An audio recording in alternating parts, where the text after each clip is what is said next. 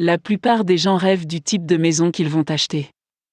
Il est courant pour ces personnes de planifier et d'organiser pendant des années l'achat du type de maison qu'elles souhaitent. D'autres personnes veulent simplement une maison et se préoccupent davantage de trouver une maison qui correspond à leur budget.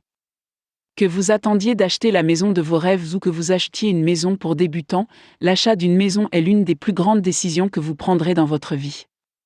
Certaines personnes veulent acheter une maison qui correspond à leur statut social. Elles n'envisagent d'acheter qu'une maison dans un certain quartier ou dans un certain lotissement. Cependant, la vérité est qu'il peut être difficile d'obtenir un prêt hypothécaire correspondant à votre statut social.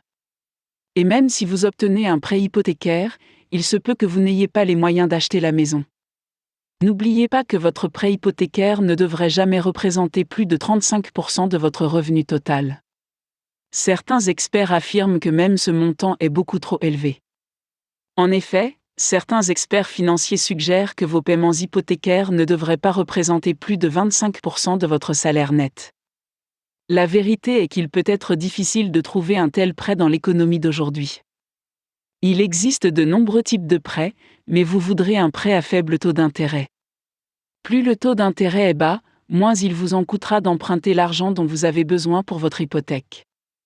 Même quelques points de pourcentage peuvent faire une grande différence si l'on considère qu'il faut plusieurs décennies pour rembourser un prêt moyen. Bien entendu, il est toujours possible de refinancer votre maison à l'avenir et d'obtenir une meilleure cote de crédit. Ne vous inquiétez pas si votre taux d'intérêt est un peu plus élevé que vous ne le souhaiteriez. Vous pouvez obtenir un financement auprès d'une banque ou d'un établissement de crédit spécialisé dans les prêts hypothécaires. Pour plus d'informations sur ces types d'établissements, vous pouvez effectuer une recherche sur Internet.